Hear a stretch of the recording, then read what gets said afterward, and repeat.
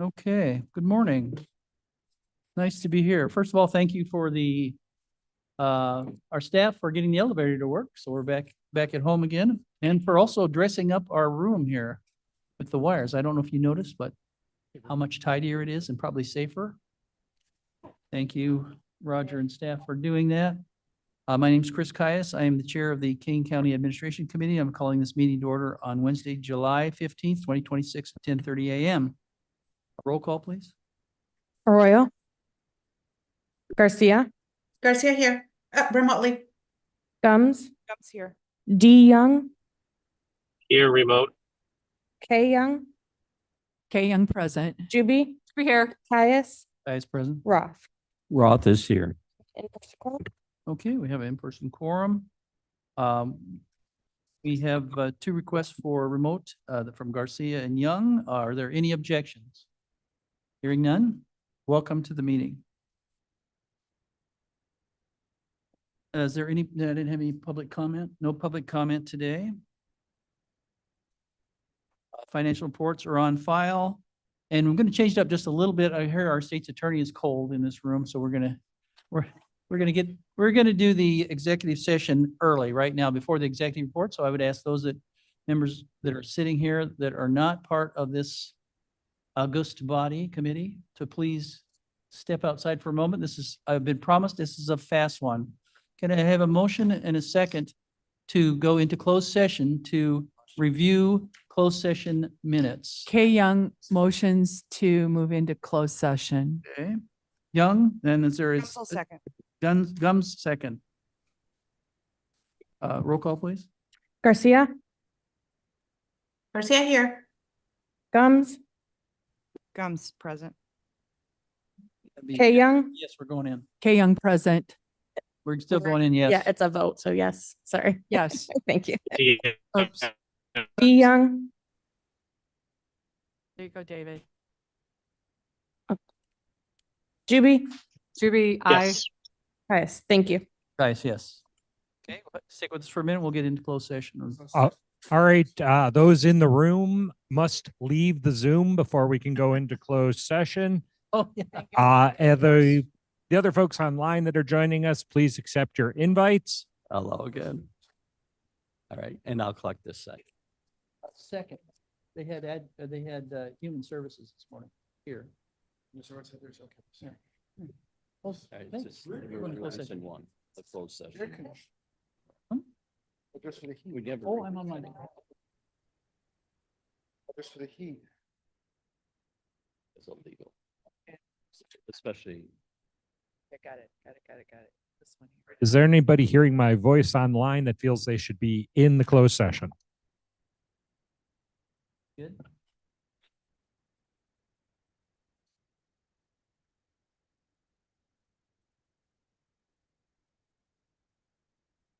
Okay, then we're good? Yeah, okay. Oh,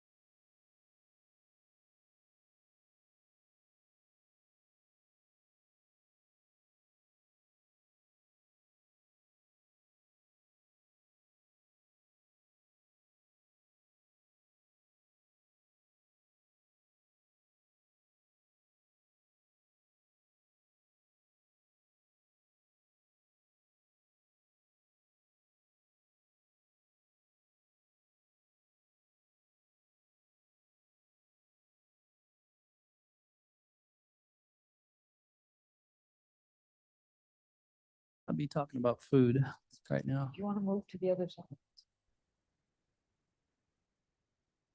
You're looking for a warm spot?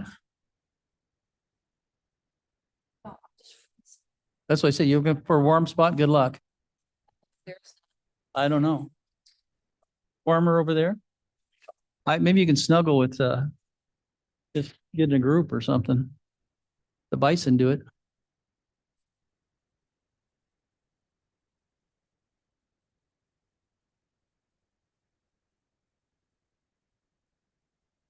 All right, digitally, you're in open session. Okay, we're back in open session. Can we have roll call, please? Arroyo, Right here. Garcia, Garcia here. Gums, Comes here. D Young, K Young, Kay Young's here. Juby, Should be here. Caius, Vice President. Off, Roth is here. Huron. I'm here. Okay, we have a quorum. Great. So now that we did the executive session, can I have a motion and second to approve the release of the documents in Exhibit A as per the state's attorney, provided Mr. by the state's attorney. Mr. Move- Chair Gums, I will move that we approve the closed session minutes as appears in Exhibit A. That's by Gums, second by Juby. Oh, got it. Juby. And was that roll call or is it? Yes. A roll call then. Arroyo, Oh, yes. Garcia, Garcia, yes. Gums, Gums, yes. K Young, Kay Young, yes. Juby, Juby, I. Caius. Yes. They release. And as has been pointed out, I apologize, but I skipped over the minutes in excitement to get the state's attorney out of here. So thank you for being here. You can leave. We're done with you and see you in 6 months. And so would someone like to ask for the, Mr. Chair Gums would ask for unanimous consent to approve the minutes of June 10th, 2026. is there any objection? We're gonna do a lesson again here. If we're asking for an objection, don't say no objection. Force a habit. Sorry. I know it I is. apologize. Mr. Don't say it. I'll get Mike Linder over here to kick your Previous butt too. position. All right, I understand. So we're learning this morning again. We're going through that again. It's because it confuses me. I don't know if I'm hearing no objection or objection. So don't confuse the chair. Thank you, Mr. Royo. My apologies to the board. No, not a problem. No need to apologize. I just don't want to have to talk to you again about this subject, that is. Okay, are we set on everything? You know, I didn't even teach school and I feel like a school teacher or something. Then we will move on to Executive Director's Report, I believe. So it's in the Mr. Roger Fonstock. Would you please lead us with, I believe we got some documents. He'll lead us into that. Thank you, Roger. Good morning, Roger Fonstock with IT and Building Management. We have a brief report on a couple of items that we want direction on. So Blair will pull that up. Basically, there's three things. One is just a timeline. As you probably noticed, the elevator for Building A is back online. We do have purchase orders out for about $248,000 related to both the custom fabricated hydraulic cylinder and the jack assembly, and then also the boring and pit and the sleeve that had to be reconstructed. They went down about 35 feet into the ground to bore. Had some trouble, hit some bedrock and some hard surfaces, but added a couple days. But we do believe that we're within the 248,000 that we asked for. So we're going to be getting the final invoices, but you can see from the timeline, kind of the order of events. I just thought that would be helpful because it's been a while and And this is a report. it's in on- this executive director's report. Okay. It's a one underneath that, one more down. Yeah. If you have any questions, Kevin Harris, his team led that project. Did a great job of following up with our elevator contractors. They did recertify the elevator and do all the testing. And I just want to reiterate that the issue or the failure happened actually during the testing. We were testing it for load when they discovered that the load pressure test it failed. And that's when the hydraulic cylinder, they found it was damaged.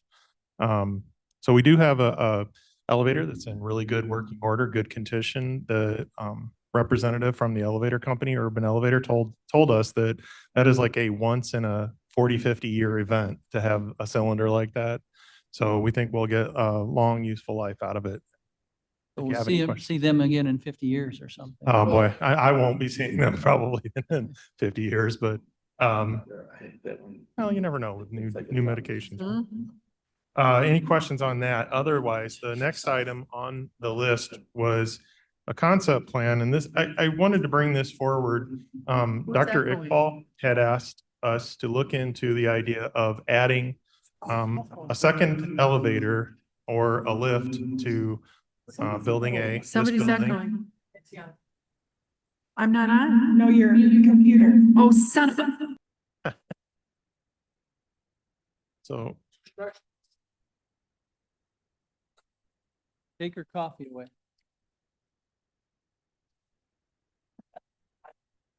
are we good? Okay. So this is Roger again. So we went and we looked at it. We walked through it a couple times with different people, and a lot of our construction management process involves the idea of a concept plan before we get into developing planning documents. Planning documents with architects and engineers cost a significant amount of money. They range usually maybe 10%. So 10% of like $1 million project would be $100,000 of just architectural plans to do something. Depending on how many structural engineers or other things, it might be even more than that. But the question from Dr. Iqbal was about adding the second elevator, what type of elevator, whether it was a full elevator. We are looking at an ADA lift to replace the ramp outside of building A. We have someone working on that right now with a contractor for a plan. It's substantially less, though. It's only lifting you 3 or 4 steps from the lower level into the boardroom. But where would the second elevator be? Is the building structurally sound for it? Where would you want that, or where could you have a second elevator? So we felt that, before you talk to someone about a full architect engineered plan, we need to get a concept plan for feasibility and what is an estimated cost of something like this to show the board before we were to try to develop a plan. So it was about building and land use, and we were looking for direction. It will require an architect, structural engineer to determine the best location in the building so that the building could accommodate it. White and Company, one of our architects and engineers, they proposed the concept plan. This is not the full plan set. This is just the concept to look at the structural engineering, determine the best location. They'd provide us a rendering and the type of elevator. They'd give us a schedule and a projected cost. So it's $26,800, and they will give us a final concept plan, which will tell you their engineering estimate and architectural cost for adding an elevator to this building. I can tell you that rebuilding the elevator at 3rd Street, I believe it exceeded $1 million to just rebuild an existing elevator. So I'm assuming this will be, hundreds of thousands of dollars, if not maybe over $1 million, especially considering your options. If you go outside the building versus inside the building, it's a lot different. The floors in this building are really structurally solid floors. So my guess is that outside the building, somewhere attached would be maybe more likely, but I'm not an expert on the structural engineering side of it. So the last piece was requesting direction from the administration committee, whether or not you want to proceed with a concept plan with White and Company for $26,800 for a second elevator. So questions would Yeah, be. we're I just think looking I for s- direction. I think I see Ms. Gums stand up here. Are you sure? Yeah.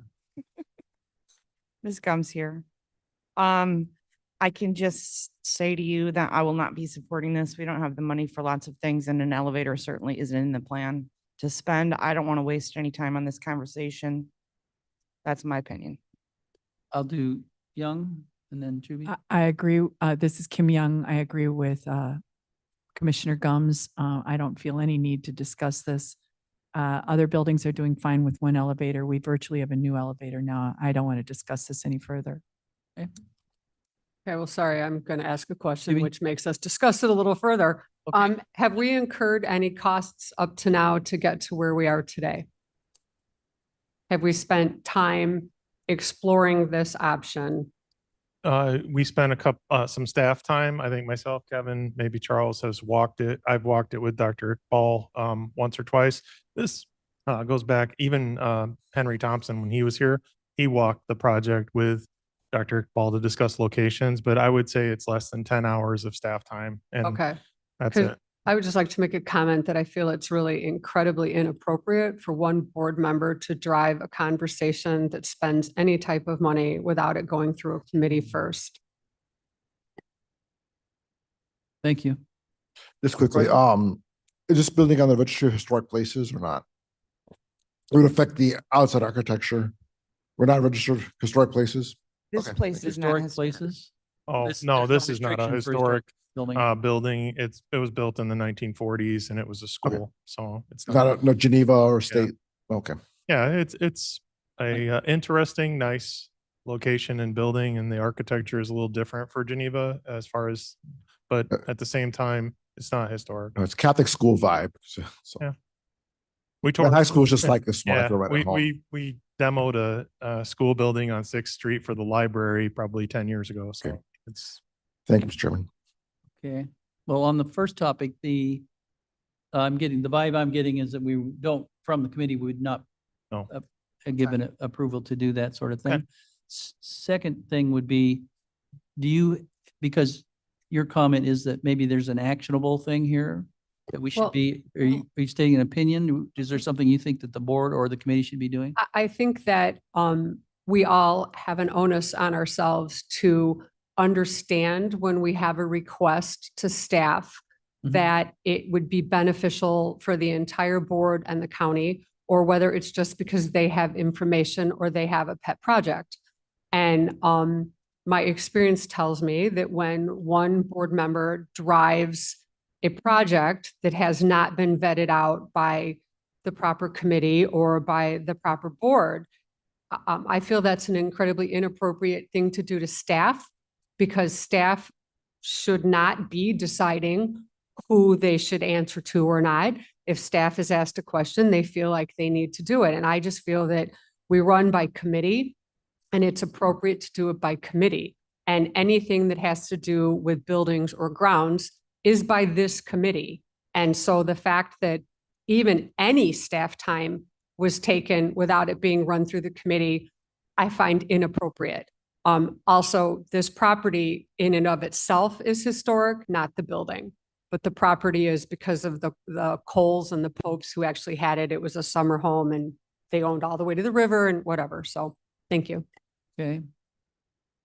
So as a committee, then we would, or maybe are we instructing staff to, before they spend a lot of time, come back through us? I have a quick, maybe I can summarize what I think you're saying is, this is a good example of like Michelle walking up to Roger and saying, Roger, I think we need this.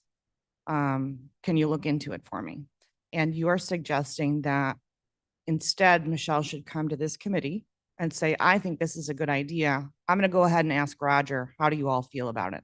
I believe that that's what you're suggesting, and I agree with that approach. Yes, I'm suggesting the that I don't feel an individual board member who does not have any, unless they're sitting in a legitimate meeting, they have no authority to do that. So I believe that these are decisions that need to be made through the process of an official meeting where we have quorum, where then we speak with one voice to our staff. And if you bring that up in a meeting and four of us say, yeah, Michelle, no, and you go and you direct them, then that would be inappropriate for you as a board member. And if we say, yes, that's a great idea, that would be fine. I guess I'm not getting my I swimming guess we're gonna pool. spend a lot more time on this one. No, Kim? We're not doing the How elevator. does This is Mr. this is a process. How thing. does Okay. Mr. Feinstock feel about these remarks? just. I think he had his hand up don't- there. I think the best thing would be to direct like the request to add it to the agenda for the next meeting. We do have requests where it's like, to repair something. Those are normal operating expenses where, hey, my door is broke, my TV's broke. We fix those things. We don't ask for direction. They're under $30,000. And I think that's the key is these are dealing with your land use, building use. and they're gonna cost over $30,000. And when we started working on buildings, one of the things that I had committed to was providing the early initiation of a project. In other words, before you obligated architects and engineers to spend lots of money, the committee would be informed. So I think we could easily say, you know, that's related to buildings or land. You need to direct it to the administration committee, ask them to put it on the agenda, and we would just end it there. Otherwise, it goes through our service desk as a normal operational request, but those do stop at the point where we're looking at buildings, land, or an expense that exceeds $30,000. May I have a clarification? I was talking about board members asking you for things. Yeah. So if an Yeah. employee asks you for something, that's, you guys have your own internal, how that works. We don't run that, but board members, I agree that One more thing, I would add elected officials too, because we get that from, like, you know, one of the elected officials wants something that would result in a capital expense and maybe an ongoing operating expense. So we're doing that already, where we say, hey, that needs to go to admin. That's not within our budget. And it's easier than us saying no, because it's not our decision. It's the board's decision. Put it on the agenda. And same thing with the digital sign. We told them, we're like, you need Jack in the clerk's office to present that to the board. It's not something we can just do, even though he has the money. So, but we're good with that then? So no, Well, just a minute, we're not done yet. I okay, still we have. have hands. another one. Oh, And I know. And One I've more. got- I guess I don't, I have the chairman's comment last because I'm the chair. I get to do that. I don't want to pile on, but to Ms. Juby's point, so I think, any request, I think at the school district, we dealt with this, like, anyone has a problem, any board member, come to the appropriate committee, have the committee make the request, or the committee chair make the request of staff. Is that in policy now? I'm not sure I quite understand. Is there a policy? I don't think so. Is it, no, I'm just, or is it just a practice? It describes it as oversight of buildings and land. Right. It doesn't say like you get to, you know, kind of You know, like Joe request Schmo, process. yeah, Joe Schmo No, board member wants, No, let's build a statue to, you know, President Trump outside. They have to go to the appropriate committee to have, and not just say, hey, Roger, look Right. into this. I don't know. if I you mean, need- what is there is no policy right now, right? I'm assuming. no? There's nothing that codifies that. So you would, it Well, would it- be just a policy for us. We would So- make it that way. So right now, someone asking for an elevator is a practice, not a policy, or? Well, it does kind of fall under the purview that we have in our ordinance of what this committee does. Right.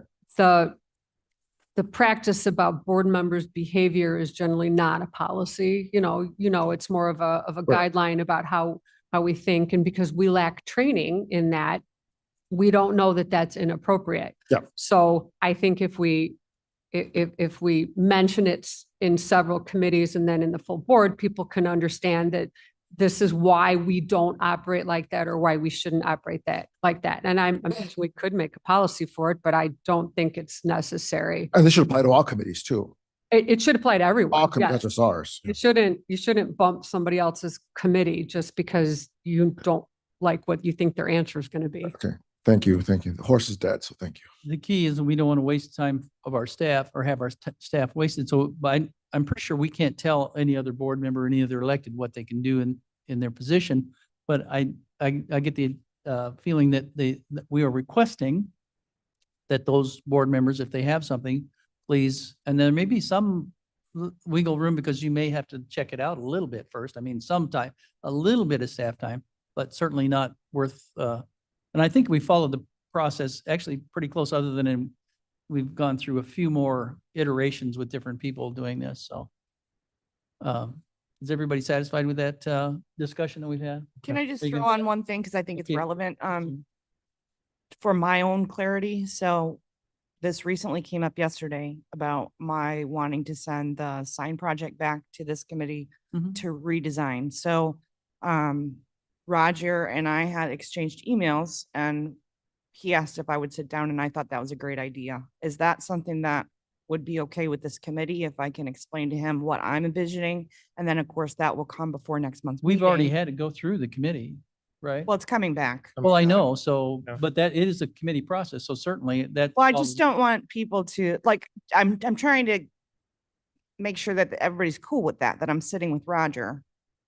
to discuss my, I- Or you could run through the chair and I could give you permission to do that. do you mind if I sit with Roger and discuss that? I No. mean, And I don't. We're basically there are no brainstorming. objections. Yeah, We're going to circle here. asked Ms. Juby to come. I'm probably going to talk to Alex and others. Yeah, I think Yeah, that's appropriate. As time permits. To inform, Yeah. but not to Very have a small. whole. Give me your ideas so I can go reconcile with the clerk what Hopefully we won't happens. be spending more time in this committee on discussing Yeah. that more than we would if they took your time to go discuss some. May I offer a clarification to that? Okay, That is a project that's already made it through committee, which makes it different than one that's just suggested that I hasn't come I to our think I committee mentioned that. yet. It has come through committee. Was sent back to committee. This committee, Yeah. Yes. yes. It's already Yeah, knowledge. which was appropriate. Okay, are we done with that one? Let's move along. Okay. Roger. Okay, last item for this is related to Fabian Parkway. So the Fabian campus, which used to be the former sheriff's site, we did an environmental site assessment, phase one, back in July of 2019. And that was primarily for the underground storage tanks and to determine if there was any metals or chemicals on the property. It was very cursory. It was based on the history at the property, history of uses and things that were recorded. The underground storage tanks were remediated and removed in 2023. We got a no further remediation letter from the IEPA and recorded it. So that's all been cleaned. There's remaining uses on the property. We have the recycling center. The OEM sheriff storage building is out there. It's about a maybe 2,000 or 3,000 square foot garage that was in good condition. Good. And we've kept it. The Amasa House is on the property, and Crown Castle Communications has a tower on the property that is used for 911 communications. So those are the current uses. We were asked about whether or not, and this came through committee Request of the to our whole, committee. committee of the whole, and through E&E. They had asked us to get a cost for doing a phase two. So phase two is beyond the site exploration of history and documents. It involves testing, boring, sampling to see if there's any items that need remediated on the property. And this would basically give you a more clean bill of health for the property for future uses, for whatever use that may be. The True North did the original phase one, so we asked them as a professional service. They're a company that does these environmental assessments as a engineering firm. Their price for doing the phase two to test everything that was found in the phase one and identified was $25,200 for them to do the assessment. At the point where you have the assessment in hand, we really don't know what they'll necessarily find. We believe the site is in fairly good condition. There might be some things. It's adjacent to the landfill. It did have other activities on it, from the sheriff. So we're not sure, if they do borings, if they'll find, we just don't know. That's why we would do this. So for future uses, we are asking if the administration committee wants to proceed with the ESA phase two. It's $25,200 for Fabian Parkway. And it's up, then we're up for discussion here. Should we start with questions from Juby this time? Well, it's not a question. It's the same type of a statement. So we're asking for a phase two for the purpose of knowing that we may or may not have a clean piece of property, or knowing that we may or may not have to remediate, which would require more money being spent when the board has not determined what the best use of this property is.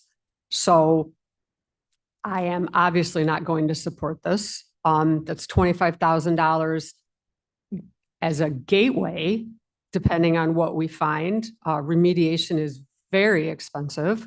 And so I would not be supporting this either until the full board came out with a purpose. Like, what do we want to do with this property? If we want to know that it's clean for sale, then we need to have that conversation. If we want to know it's clean for an alternate use, then we need to agree on an alternate use before we do this. This is putting the cart in front of the horse. Okay, then ball's over in your court, Ms. Young. Kim Young here. I agree with you, Ms. Juby. until we have a desired use for it. I see no point in going further. I understand there was a shooting range over there, so there may be some lead exposure over there that would need to be remediated, I guess, but we'd need to know what the future use was. So I won't support this expense right now. Okay, I think the purported use I requested from E&E was a solar field somewhere in the area, right? They were looking at the, proposals and prospecting, whether or not it could, would that be a good use based on the land condition? That was, So the initial request to this committee was then from E&E, Chair of E&E, to examine this for potential use as for a site for a solar field. yes. Mr. Chair, I can appreciate that, but that's not what we have before us today. We have a request to determine whether or not the property is clean or not clean.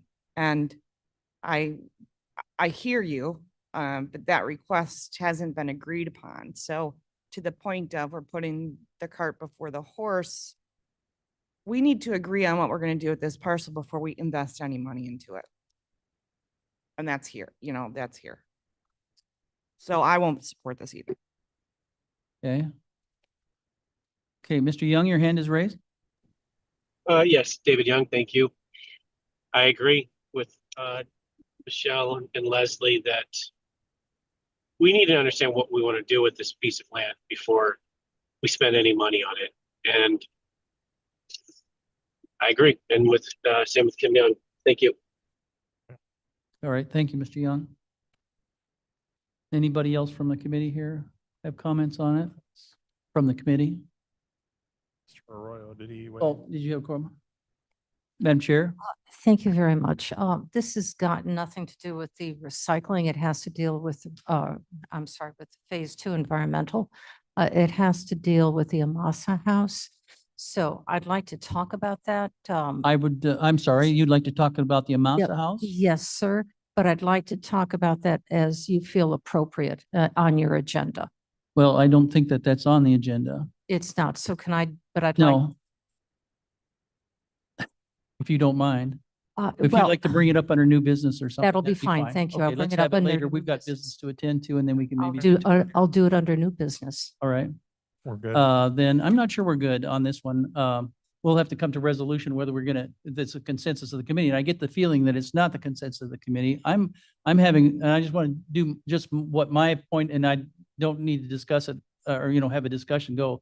It seems to me that if we don't, we need to know to me, it seems like it's more appropriate to know what the property is, then find out places, stuff we can do with it, rather than decide we want to it could be like a big complex or something we want to put out there, then do the example, or then do the assessment, then you spend all the time to decide that it's going to be a big complex, and then you can't put anything there.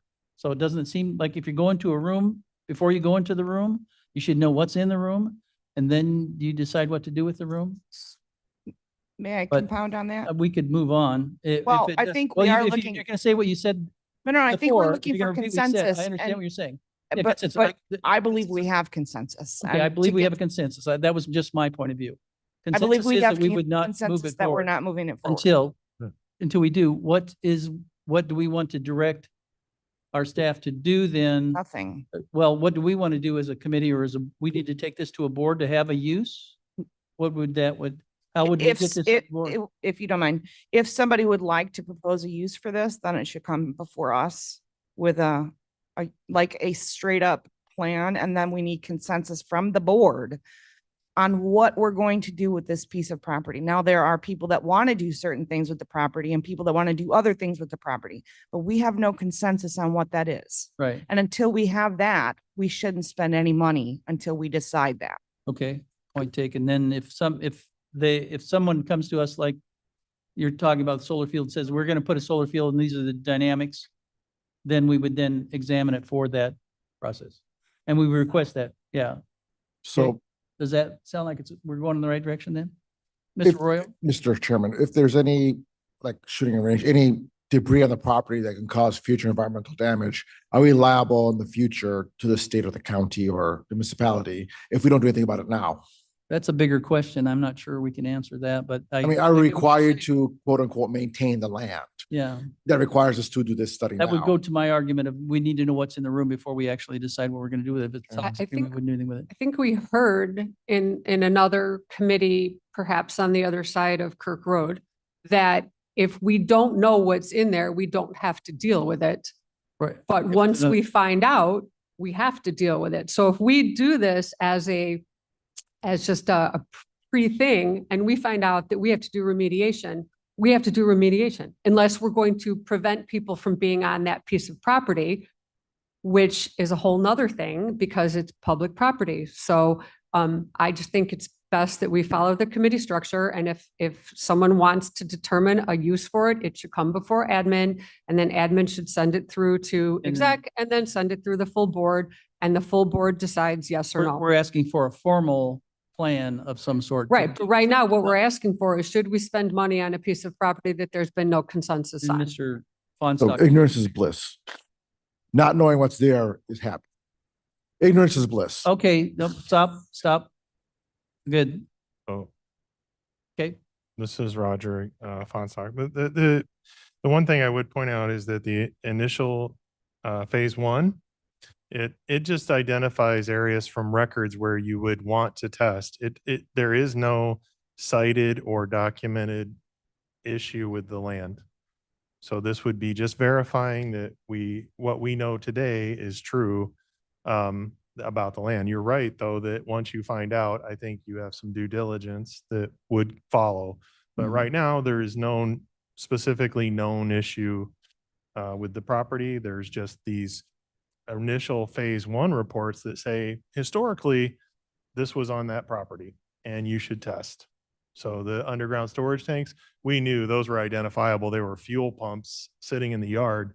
So when we identified those, we're like, the sooner we get them out in whole, the more likely we'll get a no further action statement from IEPA. So we immediately got the agreements to remove those, and they were pulled out clean. And so that was a great project, and we got ahead of it before anything else would have leaked. So, but that's just an example. And like I said, right now, we don't have any cited issues, and this is just a follow up on the phase one is what it Okay. is. So just so So then, just to be clear, then, as a committee, we would ask that someone that comes to us have some sort of a plan for that, that would, the area that's being occupied, whatever it is, that they're requesting to have, like, let's say it was a solar field. Solar field's gonna go in this area, and then we want to know, if they request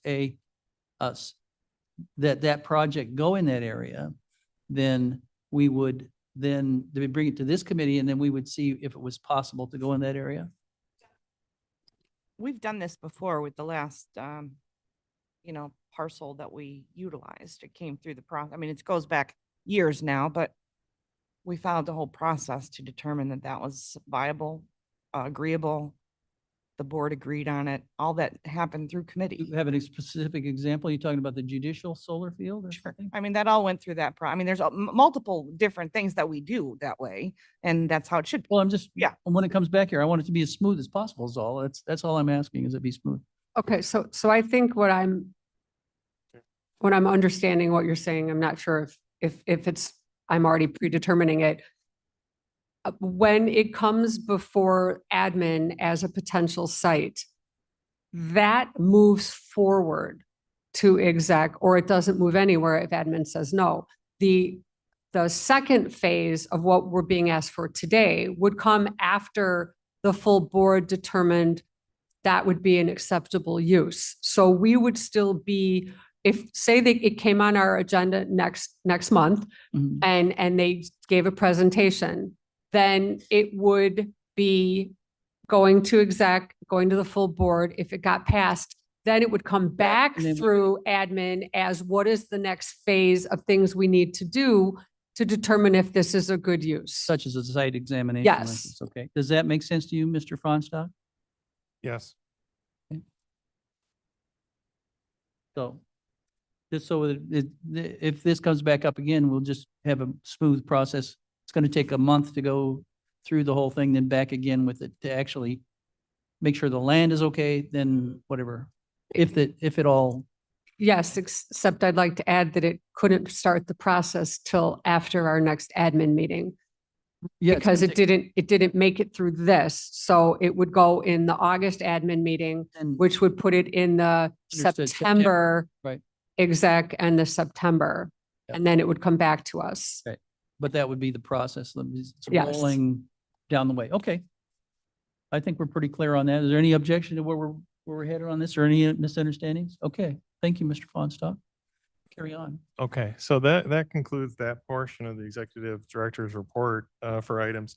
I will tell you that we are going to be bringing a mid-year financial report back to talk about where we're at financially. I've been working with Charles and Kevin on that, and we'll have a full report in August. The one thing I was going to ask before we get into the capital budget, we do have folks from transportation here for the discussion about property. I don't know if you want to consider item E under building management so that they could get on their way. I don't know that they have any vehicles or any other business. To help get them on their way, I'm Yes. fine with to be that. productive. Yes. Okay with the committee? Will it help get us out before 12? Because if the answer is yes, go ahead, guys. Come on. Bring it on. No promises. Yeah. We don't promise anything. I'm good with that. But if it could help, at least you'll be out for lunch. So shall we do that? I have to be at IT at 12, so that's why. Okay, oh, sorry. All right. All right. Well, I'm going to lunch. Oh. So, then you want to finish up then with You anything want else? to do the on- budget? That's next. Okay, that's Talk next. about Let's the get through capital that budget. thing, yeah. Okay. It's, right, is Blair, it if you that wanna- much thicker, so it's going to take that much longer? You have the copy of the budget and Blair's going to bring it up on screen. We'll go through it. It's Yeah, I'm confused. So are we going to discuss E? I think that was the request. right now? Yeah, the request During is the to report? discuss Oh. E so that they can get out of here. Okay. Well, I guess you want to hold your I'm fine. budget? Yes. Okay, because that could be a long discussion. Okay, then as the chair, I would request that we move that up. I'm and- good, and yeah. we're all good with that. I apologize. I did a little thing there. So that would be then we're going to be looking at item E, which is a discussion and direction to staff regarding declaration of surplus real property and property assessment. Sure. And that would still be you, Roger. So No. maybe it's. Mr. Peters, do you have that, the CV Road PDF? And that is TMP 26-890. So this, you have to bear with me. This is the first time we put something like this together for you. So maybe there's more information or maybe less information than what you would like. This was sent out to everyone.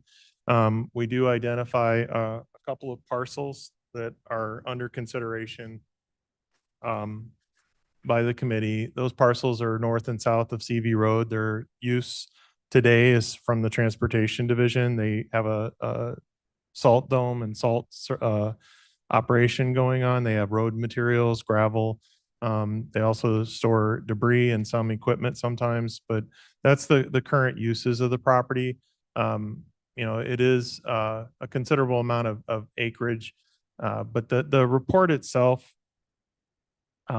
describes, the portions or the acreage involved, and then there's some maps and the detailed property reports. But if you go down to a little bit further, Blair, I think it starts with, there are 3 things that the assessment asked for, and we tried to answer those. Go one more page down. So I was trying to answer those based on discussions with, that's the first one. If you could zoom in a little bit, maybe. So it asks is the property no longer necessary, appropriate, required for county use? And talking with Mike Zakozik, the Director of Transportation and County Engineer, he described the uses that are on there, which we've already mentioned, the salt dome and surface storage and some other things. That's an image of the parcels that we're talking about. There is a parcel to the right that's somebody's house, but you can see the salt dome, and then south of there's a parcel where it's basically just rough land that I think they've used for either storage of material or gravel in the past. But so those are the parcels in question. KDOT expressed that they do have uses for them. And they even have planned future expansion to provide more salt storage, potentially additional buildings or garages, storage facilities. And they do have additional material and field storage that they're looking for out there. So their plan was for future expansion at the property. If you go to the next page, Blair, is it profitable or fiscally responsible for the county to continue owning and maintaining the property? And the Transportation Division told us that they felt yes, that any property that we would forego or look at selling, they would end up needing to acquire additional property or moving some of the facilities to have a consolidated operation for salt and material.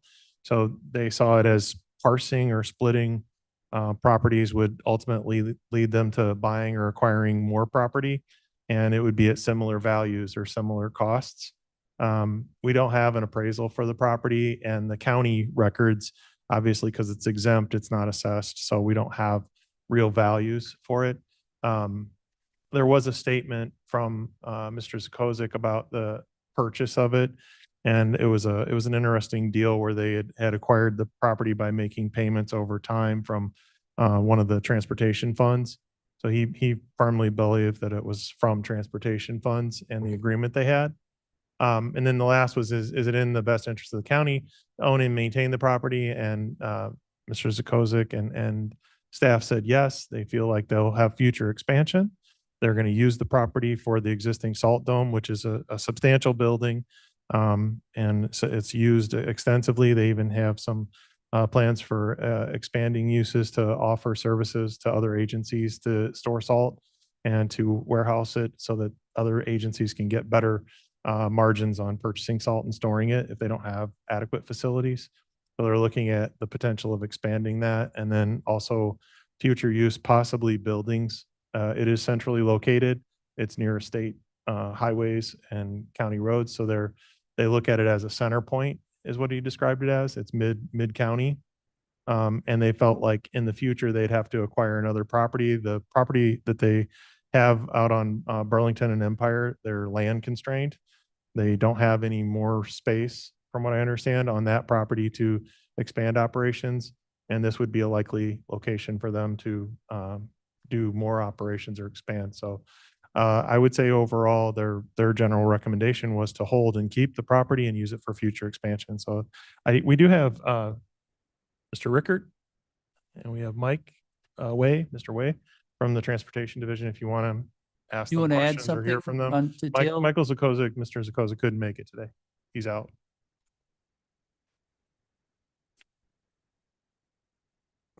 Michael Way, Maintenance Superintendent for KDOT. I'd like to add that we do currently still use the gravel on site there.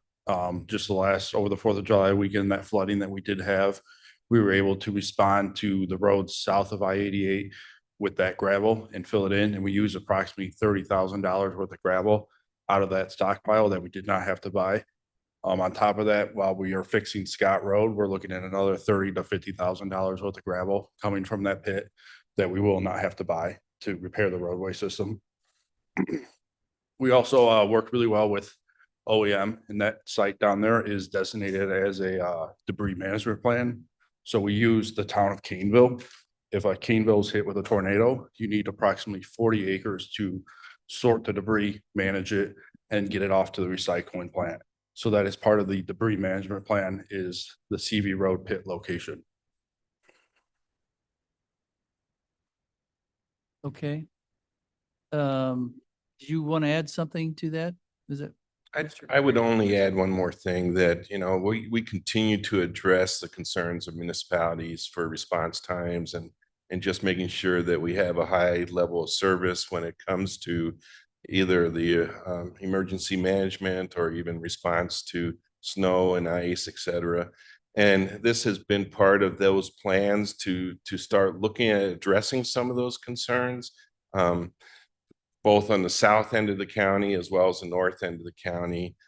We want to continue to look at operational changes to enhance those services. And that would require the use of that property. That's the property that's currently slated for the south side of the county. Yeah, it wouldn't do me any good up north. I don't think it's too far to go. Okay, start with questions. I'll do, Thank you, gentlemen. And I see the value of the use out there. Could you do me one little favor? Can you tell me what district it's in? who's? District is it in? Is it Leonard's? Williams or? Williams? We'd have to look that up. Okay. All right. How far out on CV Road is that? I had to check. It's maybe like a half mile off of 47, west of 47. Okay, I just drove there. Yes. Okay. So west of 47. Thank you very much. Right off 47, yeah. Okay, and then Juby? So I have two questions. Blair, could you go back to the map? Could you make the map bigger? Yep. Okay. Which four parcels are we talking about? Oh. Because it's like all, Yeah.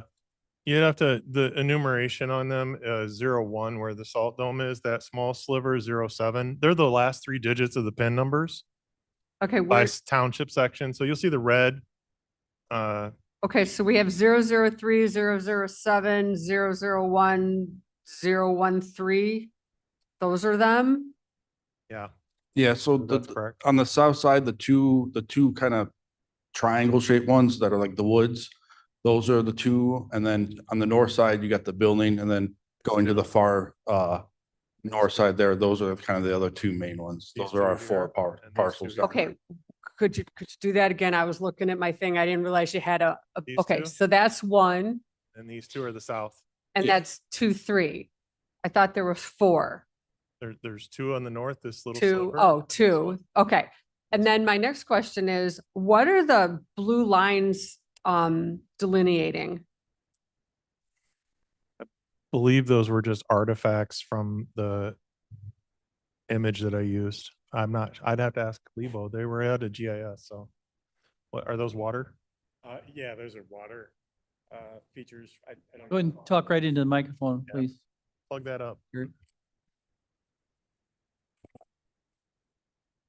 Yeah, I think those are water features that we've since removed from this application. I wouldn't consider those. It would have been a valid. layer that was turned on when I took the image. A water feature like a wetland, or a water feature like somebody's old pool? Or I don't understand what kind of a water feature it would be. Now, there are likely water features that were legacy water features just carried on. I don't know when. They're probably taken from old historic drawings. So they might not still be there? They may not be there. Oh, Probably likely not really. And then you're talking only two of them. One of them's not even in the areas. right? where I just Yeah. didn't know what they were. Have to go look Nothing of at it later. significance that you're aware of. Yeah, For the it- use it of would the have to be property. investigated. Okay, to but it's protect. nothing that would affect the use of the property. I can't say that in particular. They would have to be investigated. Okay. Michael Way from KDOT. So they are not there anymore. That field to the west right there is now what is considered our containment field in case we get that is depressed down. And that's kind of our retention pond to mitigate any salt runoff or anything like that. And then we do have on site there, we have liquid salt, and that has its own built-in containment wall to prevent the liquid salt from entering into the stream system in case of a breach. And that's down on the south end of that parcel? Is that what you're talking about? Because if you point it out, I can't do this. I can't. Can you point it down here so I can see? Can't. can, yeah. Blair, can you move your mouse over the salt dome where the blue? Yeah, that area, Chris. You look down Yeah. here. Right, That- the area, that's the That's area you're talking about detention there. area. Yeah. If you'd like, I can borrow the pointer from Roger and just kind of give a rundown of the property, what's on each side, if that would be. Okay. So on the north side here, this round one is obviously our salt dome that holds about 15,000 tons of salt. Speaking with other counties in the municipality of this area, who are currently building a salt dome roughly of that size. They are currently being budgeted for about $15 million to reproduce that salt dome in the same size and capacity that it is now. This kind of white structure right here is a hoop building that we made about 2 years ago that is actually designed to hold white treated salt. So that in the event that when the salt prices start getting really high, we can actually treat our own salt on process. So we could treat it and then put it into the salt dome for storage. And then this metal building right here is obviously just a Quonset hut building. There's no heat. It's a dirt floor. It's used to store vehicles. In the summertime, the plow trucks we aren't using. It's used to store other material down there for holding. Eventually, it could be used to, it is insulated. We could run heat in it. And we could run a second shop location for winter operations. And we could have crews responding out of the south, straight out of that building for faster response time. And then the rest of it is just the concrete. And if you follow this roadway up here to this kind of pad right here. So this whole area is our gravel stockpile that has already been treated and processed and mined. And it is currently just sitting there. And that is actually where we are pulling gravel out of today to respond to the flooding. And we use that gravel year round.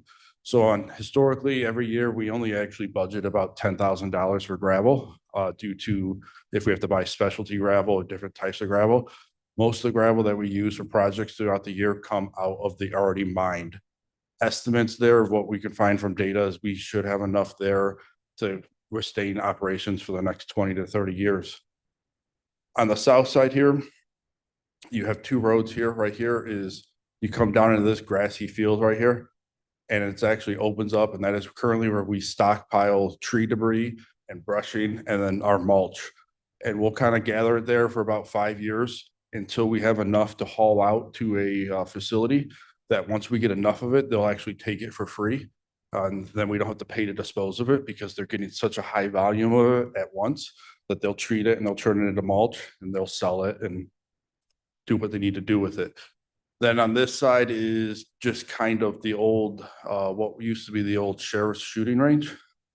I'm not 100% sure when that went out of use, but then right now that is kind of also just used to store right now some old guardrail panels and any kind of emergency response equipment for guardrails, repair, anything like that. And then this side up here is actually an elevated hill. You drive up this hill right here, and we actually use that right now to store same thing, concrete debris, asphalt debris, until we have enough of it to haul off and get a good value for the disposal. Because when you want to dispose of that asphalt, if you just have a bomber load or it's truckload, it's hundreds of dollars. When you start coming in and you say you have 18 bomber loads and you're going to haul it for the week, they give you a big discount on the disposal rate for that. So we kind of stockpile everything until we have enough of it to dispose. And then from there, we get rid of it. And like I said, with working with OEM, we determined this kind of concrete and asphalt field right here is the perfect location for debris management. We get a big disaster, we can sort our debris, our hazardous materials, haul it to the proper landfill and dispose of it properly. And we don't have to do it on site of the disaster. The other thing we're currently using this asphalt for is OEM uses it still for training, for driver training. We use it for driver training, and then we offer it for our 16 townships to continue to do driver training down there for the new CDL program. So that's kind of the very general rundown of the property use right now. Mr. Chair, could I ask a follow-up question? You're welcome, Mr. Chair. Yes, sorry, I'm just trying to follow along here. First of all, can I ask, so we're talking about the 3 parcels or 4 parcels, it's the L shape, right? Essentially? Yes, so basically it'd Nothing be, else on there? this is to be the northernmost limits of the property, all the way down to this is the most southern limits. And it runs this angle over, and then this is a house right here. And like I said, there's 2 properties. For some reason, it's a weird pie shape right here that cuts our facility in half. And then the main big gravel supply is right there. Ms. Juby? Can you show us where on that map the other mining is happening that's not our property? So the other mining facility is all right behind us. And then they have actually bought this field right here and are disposing of dirt and building up on our property. And I do believe, but don't quote me, I think they own this too. Okay, and would you happen to know if the one on the left actually has gravel in it? This one right here? Yeah, I am not sure. okay, I think the gravel vein runs kind of this way. okay, thank you. Okay. Alrighty, and another question is that if you had, say if we didn't have this L-shaped property, or do we have to deal with this L-shaped property all at one time, like each parcel separately? If somebody wanted part of it, are you saying you're using all of the L-shaped property, We are currently using all of the L-shaped property. even way up north? Yes, sir. Okay. So the other thing is this gravel all is kind of all right here, the stockpile of gravel. And then there is eventually you could mine this and resupply our stockpile of gravel and would never have to purchase gravel again. And then the other thing we use this kind of flat plateau right here for is for new operators running equipment. We use it as our training ground. So it's safe. There's no utilities they can hit. When we get this newer staff in that don't have the experience on heavy equipment, it is a perfect rain day opportunity to get down there and get some stick time to get better at it. And would you have you said it was, if we were to give up this property, and that would mean the salt dome would be gone, all of it, that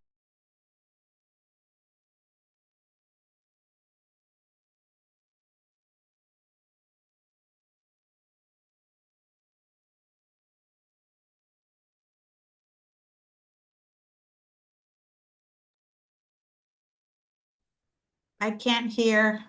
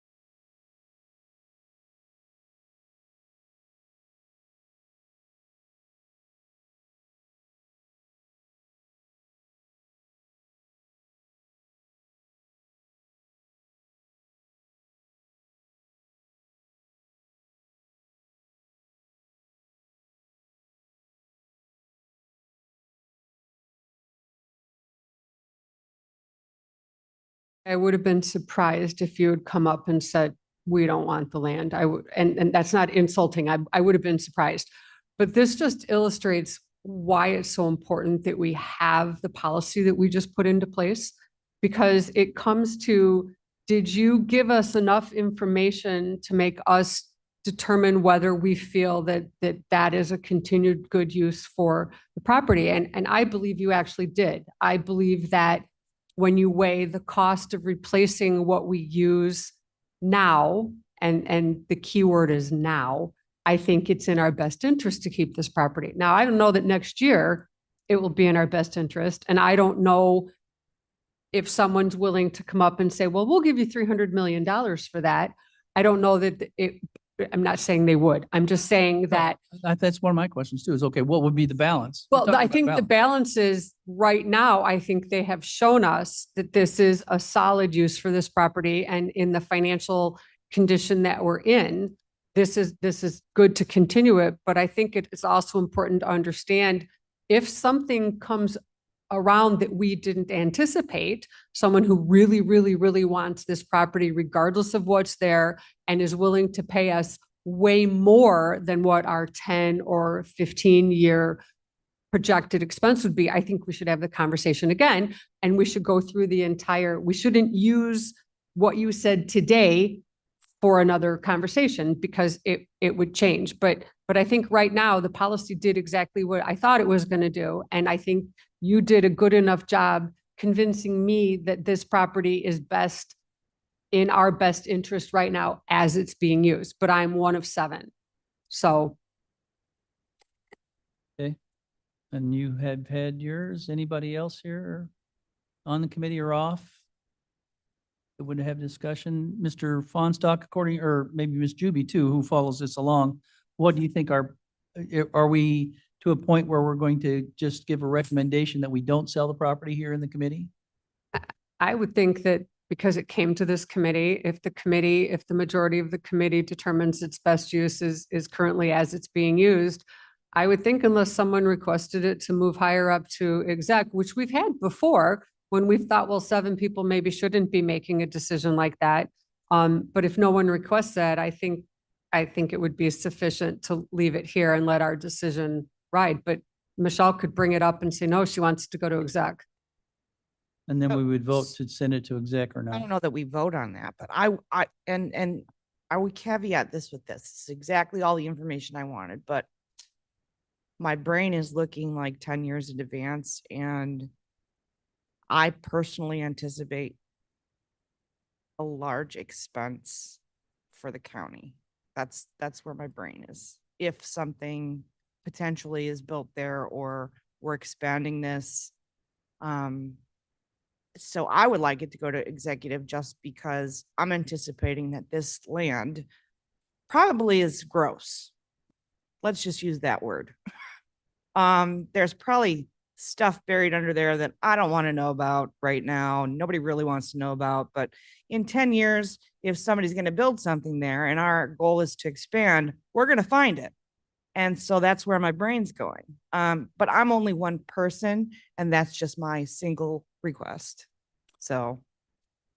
Ms. Young? Ms. Gums, I hear your remarks and I do hear Ms. Juby's. My question is, are you privy to knowledge about that land that has not been presented? Ms. Gums?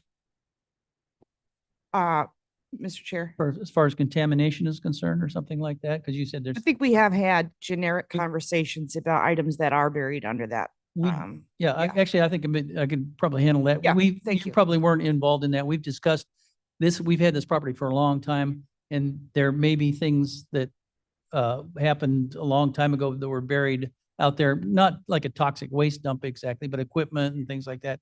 Yeah, Jimmy Hoffa, all of it. Maybe out there, but that's just all hypothetical.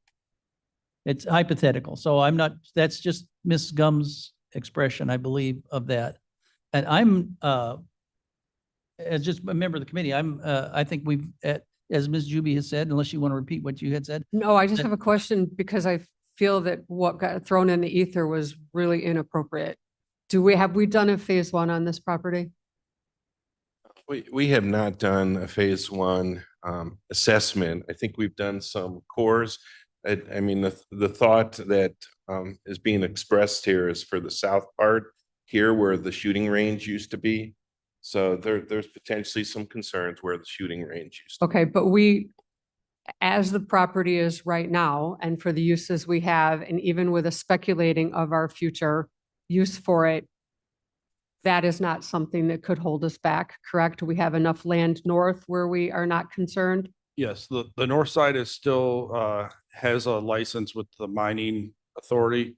Forgive me, I don't know if it's the USGS, but it still has it and it still gets random inspected, the north side.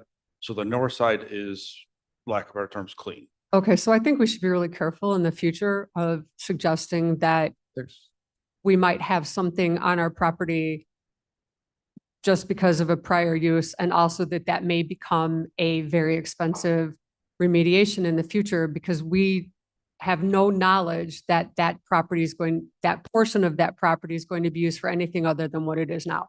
Differentiating that portion, I agree. That's what just we're said talking before. about, that portion. Ignorance is bliss. Well, I'm just saying that I they agree were throwing out there that this potentially could be a very costly remediation in the future. I agree 100% with you. Okay, And then it No, also, 100% agree with you. our, Okay. Ignorance is bliss. What we don't know, we don't know. right. We're off not knowing. And I think that is not germane to what we have now. So while I will be voting to keep this, I think you have every right to ask for it to come before exec. But I think if it goes before exec, you should definitely tell the exec committee what the answer for the admin committee was. my inclination is not to send it on to exec, but So At least there, right now. Blair, if you could move to the next page Can we just get to a consensus? Because I think I'm the only one. and then the next page. One. Okay. Well, and that's go what ahead, I was sorry. going to a consensus. That was my part of the consensus.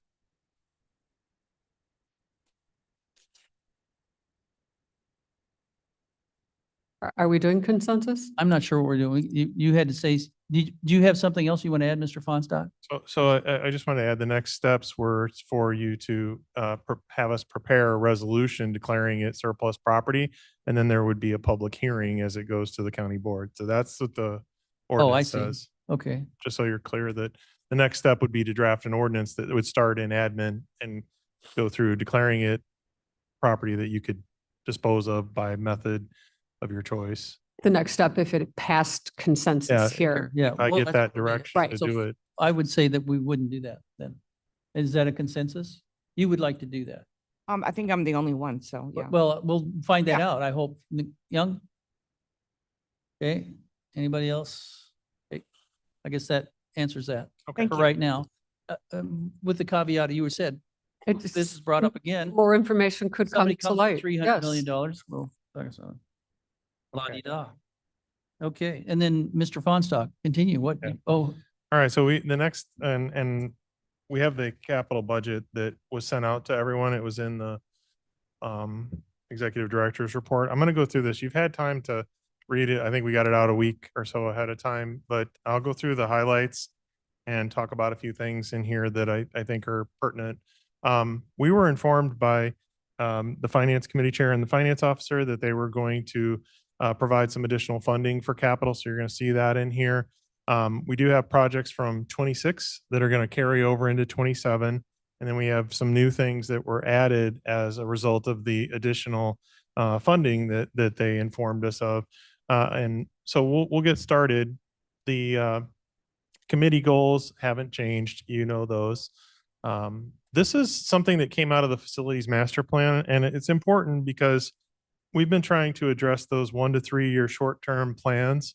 And one of the things that we really desperately need to look at is what's the plan for 1240 Highland at the health department? The building is in rough shape. It was acquired by the health department probably about 20 years ago. And that building, this is a larger question for the board. If it's a building acquired with special funds for a special fund purpose, how much general fund goes into maintaining it, improving it, fixing it? Because the building was purchased and using health funds. So we do have that on our list of things to address. There's a lot of things that need to be done to it, especially the exterior right now, and probably equally the interior, the stucco on the building. Some of the exterior of it needs to be redone. Courthouse renovations, we've been working on those. CASA is actually relocating right now to a new office space. That's going to free up about 5,000 square feet of space in the Third Street Courthouse. So we're working with the judiciary on how that space will help alleviate some of the pressures in the building.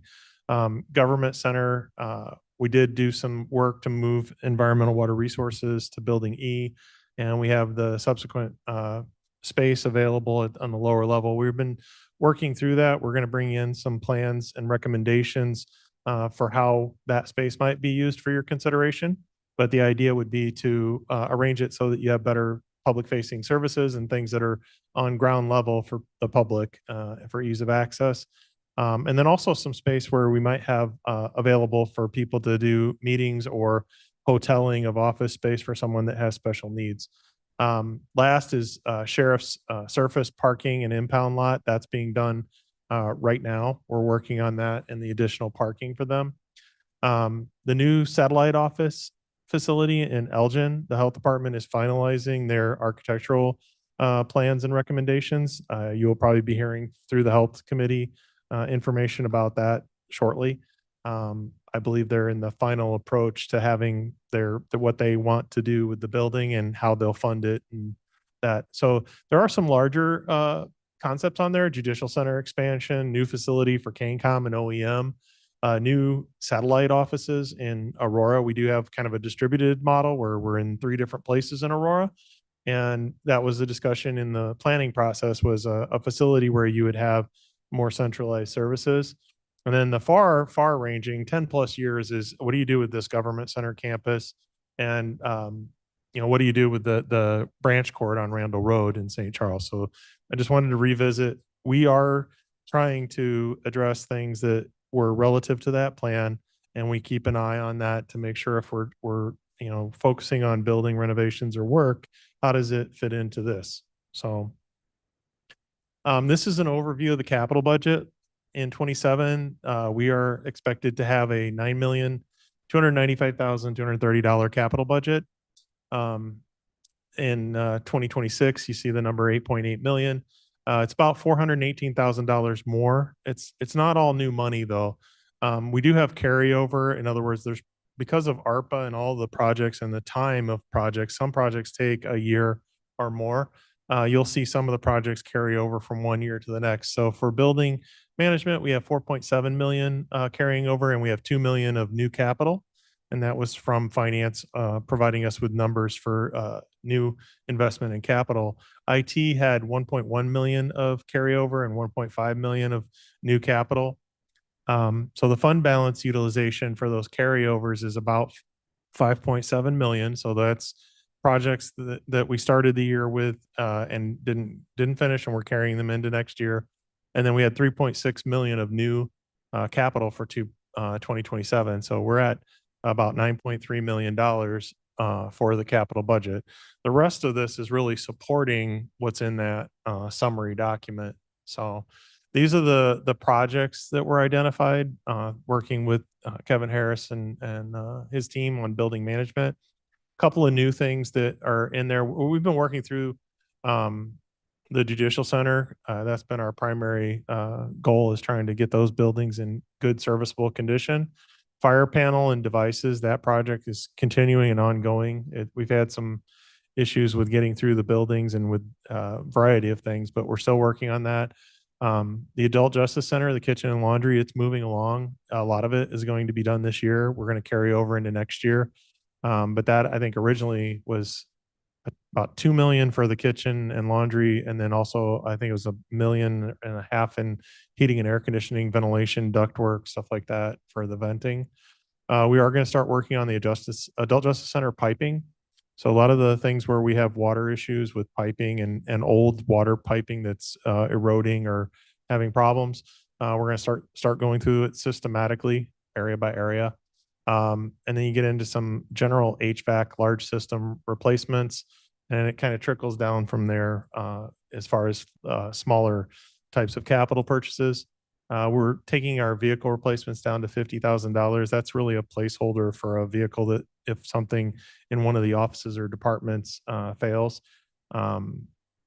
they don't really have capital in their budget. So if we need to purchase a vehicle for an office or a department, that would be the only money that we budgeted for that. We used to budget 150, but I think we're in better shape this year than we have been in the past. So we still have the Amasa White House roof replacement, and we have some money left over for Fabian recycling improvements. We're getting through that right now with architects, engineers. Nest renovation, we think we'll still have some of that left to do next year, which is at Third Street. But overall, I think those large projects that we mentioned are core to what we need to get done with the money that's available. We did replace a lot of equipment with ARPA, just tons of heating and air conditioning equipment and IT for that matter. So some of the big picture issues with buildings, what do we do with the building in Aurora? And we put numbers to this just to give you an idea. To renovate the Aurora Health Department building, these are just based on square footage and costs. You're probably, in the $3 to 4, maybe $5 million if you really wanted to fully renovate it. That would be kind of the off the frame restoration of about a 25,000, 20,000 square feet of it. That's the kind of costs associated with it. Their storage facility, we still desperately need more storage. We chronically have issues with where do people store stuff. Clerks, voting equipment, secure records, storage, judiciary, building management, supplies and equipment. I think most of the spaces that we have do have equipment, supplies, and are full of storage. Especially when you come to offices and departments, a lot of the stuff is stored in the open office space. Juvenile center, they were looking at an expansion of 2 courtrooms and staff to deal with more of the child advocacy and state's attorney's offices around juvenile. That's a huge ticket item to add courtrooms. So OEM, we still don't have a real home for emergency operations center. They are in building C and they have some garage space in the sheriff's multipurpose building. Now that they're more of a standalone entity, and with CaneCom and their needs for expansion or growth, we think that that's still an important consideration. What do you do with operations for emergency management and their garage and also the expanding needs of our 911? State's Attorney Criminal Division, they've needed space. They still need space. We still probably need to get some more refined numbers now that things have changed a little bit. Safety Act is fully implemented or it's in there. We probably need to get some better numbers now, going back and revisiting now that we have it. Government center, I think one of the things that we talk about frequently is the addition of parking. And, building A and south end of the property, we think we could add some spaces, maybe some new traffic flow and signage. Renovations to the building, entrance and lobby. If we were to do a lobby and entrance and security, these are just numbers that we're using based on construction estimates that we get from architects and engineers based on square footage. Those are rough estimates. They've not been planned. There's no architectural plan or construction estimates from an engineer, but based on square footage and what we've seen in these buildings, those are fairly accurate. We talked about renovating building A for 2 accessible bathrooms. I think that was something that we would like to see coming through our budget in the near future. But planning on the building A, the parking, and some of these improvements will help sustain this building as we use it in the future, because I don't see a short-term answer for moving this building or changing its uses. These are projects for the IT department. You'll see the first one, ESX host. You probably asked, what is that? Mr. Chair, can we you wanna stop stop there? at buildings? Because I have like a lot of questions. Sure. Yeah, if you have a question, yeah. Yeah, I just didn't want to interrupt what he was Fine. saying, but I don't, if we, Okay. okay. So a couple things. The first one was, you posed the question on the 1240 Highland. It was purchased with health department, funds. And you kind of wanted to know whether it should come from the general or not. And I would I would propose that it would depend on what our use would be. If it was going to be a non-health department use, then I definitely think it should be coming from general funds. But if we're doing it for the health department, I think we should consider some of their funds for that. Maybe not all, but I don't know how that works, but it was just, it's just a question. And then you mentioned that there was, that's not, you don't need to, yeah. Then you mentioned that there was money from other departments that the finance department found for you. Could you elaborate on that? So we were informed by finance that they were going to put additional money in the capital fund for capital projects as a part of the budget. And that was all we were really informed, was that they were going to add money to the capital fund so that we could expand some of the capital projects beyond what we were carrying over. Because originally it was a discussion that there was no new capital. Right. So don't you mean the county board added money to? I don't believe the county boards voted on the budget, so they posted it. Okay. So we were told by finance that this was in finance committee. This came through Mr. Leonard and Kathy Okay. Hopkinson. Okay. My next question is actually related to that. So you basically only have a $3.6 million new ask. And given the fact that we didn't give you any money in for your 26 budget, I didn't know about the 27 budget. So but I think that's a fair increase. I don't think that that's unreasonable. I don't think, I mean, I realize everyone else is cutting their budgets, but I don't think that's unreasonable given what we own. The next one was when you're talking about like your big pictures. Yes. When you make an investment like we did with the elevator, I would hope we're looking at longer than 10 years to be in this building. Because they guarantee the elevator for 50 years. We're looking at potentially changing the wayfinding and the parking and things like that. Things like that actually bring, not only do they bring value to this particular property for its use, but they also make us reconsider how we use things. And so I'm very pleased to see those things. And I think that you're doing a really good job in the big picture things with what we have. And then my last question is, going back to the health department building, have we actually had and I realize this after I just said no one board member should be making us spend money. Have we had an appraisal on the building on Highland to see what it's worth and see if there's even a market for us to sell it? Because it might be something that if we could maybe gut the inside and use that for storage. I mean, if it's not beneficial for us to sell it, maybe we could repurpose it to something that we need for a lower cost investment. We have not, and I think they paid about $1 million for it 20 years ago, and I don't know that it's appreciated, much. So maybe we Yeah. could we look and see into zoning, if everyone agrees, could we look to see if we could turn that into a storage facility with the current zoning? Bill, you're shaking your head no. Why are you shaking your head no? It wasn't built as a storage. It's a completely different type of building.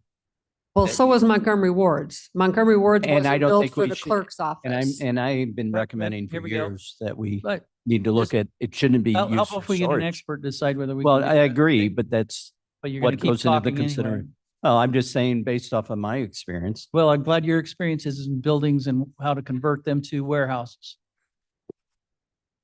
I'm saying the opposite.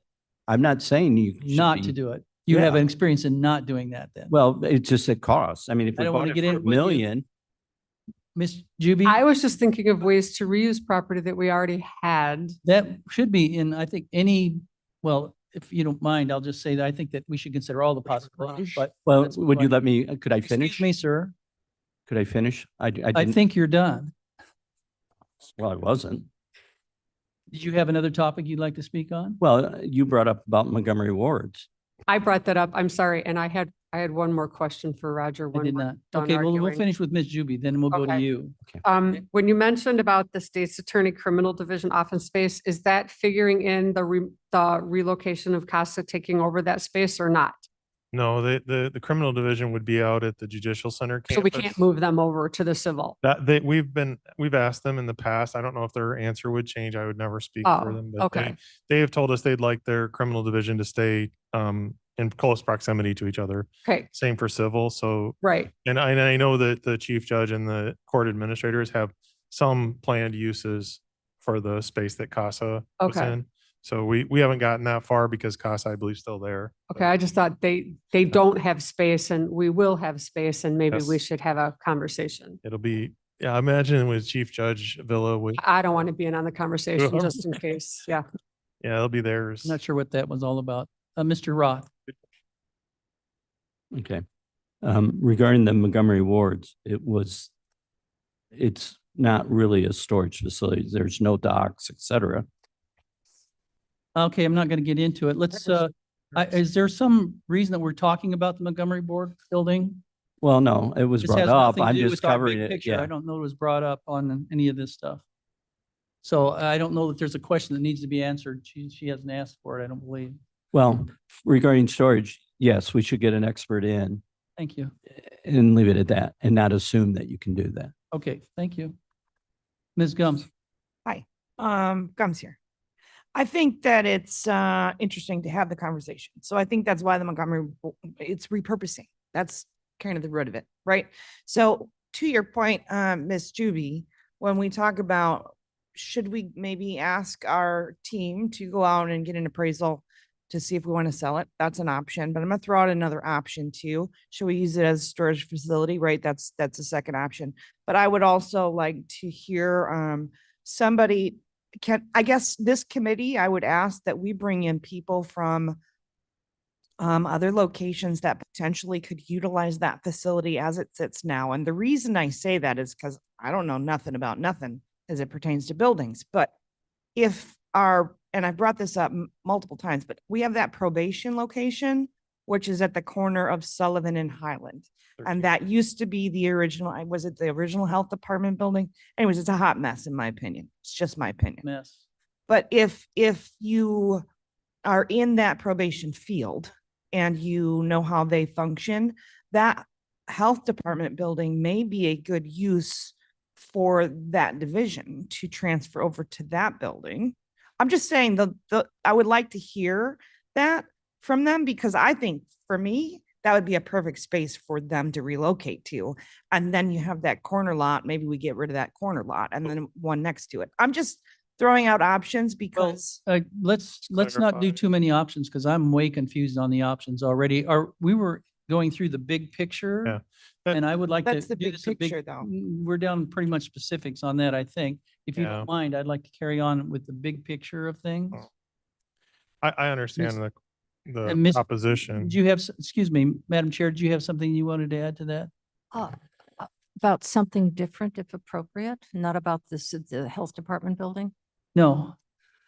No, Well, we're not talking about that. it's on the proposed budget. Oh, you have a question? I'd like to know, since going back to the Amasa House, we Can you do use the not mic? have a purpose for that building. There has been no defined purpose for that I building. can't hear you. I said the Amasa House has no defined purpose by this committee or by the General County Board. It has been sitting there, well, for 6 years and probably 20 years before that. It is unused, it is deteriorating. And until this committee, if I may ask, to come up with a purpose for that building, or if it's a surplus, I hesitate to agree to spend $100,000 on a roof. I think that that's an appropriate discussion when we get to it someplace down the way, but thank you for that comment. So did you want to answer to that? I can. Okay. The Amasa House right now, we discussed putting a new roof on it to protect the building from water damage. In the process and working with the Historical Preservation Committee, they had asked us about structural information that we provided where we needed to rebuild some of the roof trusses and things. And so we determined that it would be better to consult with a structural engineer for historical buildings. So we actually have someone preparing a proposal for us that would tell us more about what you should or should not do to a Oh. house of this age. And the other question that was presented to us was about what do the historical preservation, and there's like a standard for mothballing and protecting historical structures. So we're going to ask them about what that plan looks like as well. Those will all come back here though, before we go any further. We have not spent the $100,000 to put a roof on the building because we stopped once they started talking about structural integrity. And you just left it in the master plan to be considered there. as part of the, as Yes. part of the master plan. Okay, does that answer what you're talking about? We I- need a it purpose. defines it a little bit more, but there, I would still respectfully request that this committee defines what is the future use of this building.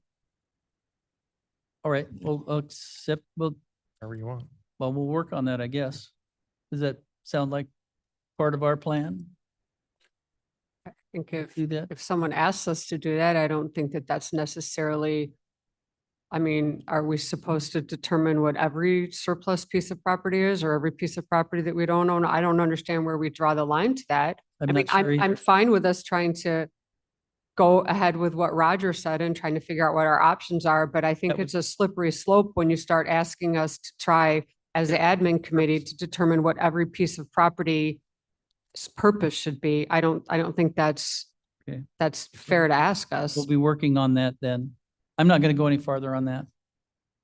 We're going to go, we got to get, you're not making your 12 o'clock deadline. I just told them to go to lunch, so. Okay. I'm good till 1. Okay, good deal. Okay. With respect, So we'll move right on along here then. Mr. Chairman, this is Roger again. The projects for IT, I was going to explain. Charles worked through this. One of the biggest things that you're going to see in there, and probably the only thing that needs explaining, is ESX hosts. Those are the large central computing that we use for all of our servers and virtual machines that we run for all the offices and departments. So it's a big ticket item. It replaces really large, densely populated processor memory intensive servers. I think we run about 700 servers countywide for everyone. Those are all located in a co-location space in a data center. They're not running in one of our 100-year-old buildings. They're running in a commercial data center for us, but they're running all of our public safety, our judicial courts. We run all of our critical systems from these ESX hosts.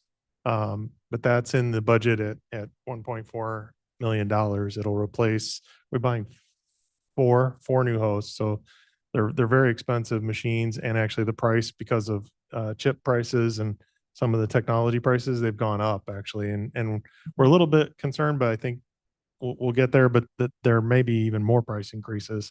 So trying to get these purchased, we're about 6 or 7 years into the current ones, I think. Yeah, they're coming out of warranty summer of next year, so we need to get them in place before that point, get things moved over, so we're on the new equipment before they go out of, our current ones go out of Yeah. warranty. But the longevity of them usually is about 7 or 8 years. We're not replacing these every year, just so you're aware of that. Time and attendance replacement is a matter of the current product that we're on is basically going out of support. So we're looking at either migrating to another product that the vendor offers or picking a new product. We've been working with finance and payroll on that. And then the rest of the items are relatively typical computer equipment that we replace on an annual 5 to 8 year schedule or cycle. Some of them also involve battery systems, printers, you buy Wi-Fi and monitors, those types of things. But very typical expenses, except for probably the time and attendance and the ESX hosts. Those are big ticket items. Some of the big picture items for technology, which I think are important, is that there is a push to go to software as a service, and it will have a cost impact in the future. And we're looking at probably 2030 and beyond. So in the year of 2030 and beyond, you're going to see platforms that we run for the courts, for public safety, for finance, increasingly move to software as a service or hosted platforms. We've seen some initial costs where that might be an operating expense change of about $1.4 million by 2030. It will reduce capital somewhat because we won't be buying as big of systems maybe to support those things. But the annual increase is like a recurring revenue for the software providers. It will take some of the burden off of our team for some of the upgrades. We don't have quite the numbers for that yet, but we're starting to look at where that will go. And we've heard this from our vendors about the change. They want to move to this hosted or software as a service platform. That's their roadmap and plan. It is coming. So there's this capital cost migration for hosted email, hosted or Office 365. We think we're in about a $500,000 migration 1 year expense, and then annually it'll increase our licensing by about $250,000 to license all of that. It's a pretty steep hit. ERP financials about $150,000 a year once we need to move and convert to the hosted, and then the big ones are public safety and court. They'll each increase our annual spend by about $500,000 each. When we go from having it internal to hosted, you might think that we could save money on hardware. Maybe we don't need as many people, but the problem is that the intellectual part of it, the knowledge part of it that makes the software work for our offices and departments is the same people that support it during the upgrades. So I don't know how that will translate into fewer people. I think we still need most, if not all of those people as we go through this and even after. So we're going to be calculating that. We've got a little bit of time, but it will approach fast. We need to have a good understanding of how we'll fund some of these things. I will say public safety and court case management, they are funded out of special funds. They come out of RTA sales tax. Both of them are paid. So the current bills for the sheriff's records, that comes out of public safety sales tax under RTA, and the court case management comes out of the judicial sales tax under RTA. So that's funds 125 and 127 respectively. And they're funded through that. They're funded through that right now. Not our general. I believe that right now in the current allocation, when we get these types of numbers, I don't know that inflation will keep up to where we would be able to cover the additional, $1 million to $1.5 million. I think that'll be a stretch for us. Okay. Let's see if we can get this. So now we'll get into some of the more detail, and you have this. I'm not going to go through it in great detail and read to you. Thank you.